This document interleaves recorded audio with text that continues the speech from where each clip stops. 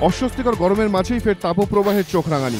পশ্চিমাঞ্চলের জেলাগুলিতে তাপপ্রবাহের সতর্কবার্তা জারি করল আলিপুর আবহাওয়া দপ্তর।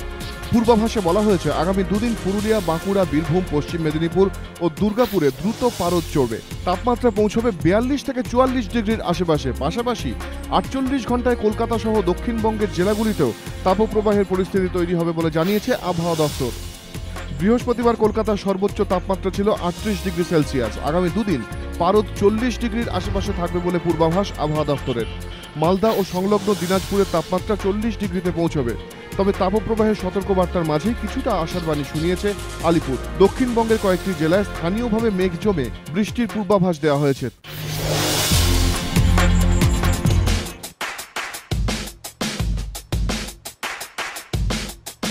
একজন পেলে আর একজন মারাদোনা, কিন্তু ওরা ফুটবল নক্ষত্র নন, তবে অনেকটা ওদের মতো।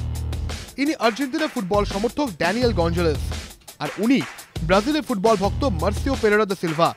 একজন মারাদোনার অন্ধ ভক্ত, চুলের স্টাইলও বিলকুল মারাদোনা, হাতে আঁকা তার ট্যাটুও। আর একজন পেলের এতটাই ভক্ত যিনি নিজের নাম বদলে লিখেছেন মার্সিও পেলে। বিশ্ব ফুটবলের দুই বন্দিত নায়ক একে অপরকে দেখলেই সমালোচনায় ফেটে পড়েন, কিন্তু ড্যানিয়েল ও মার্সিও মারাকানা স্টেডিয়ামের সামনে যে পোজ দিলেন তাতে যে সৌভ্রাতৃত্বের সুর। পেলে মারাদোনা না হন, তাদের দামিরা কিন্তু গলায় গলায়।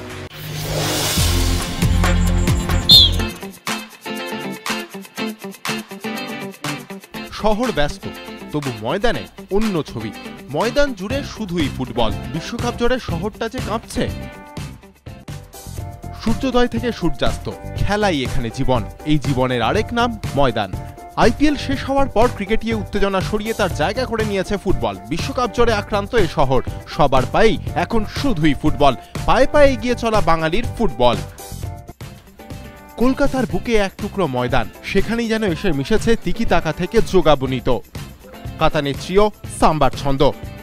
বৃহস্পতিবার থেকে শুধুই ফুটবলের শাসনে কলকাতা।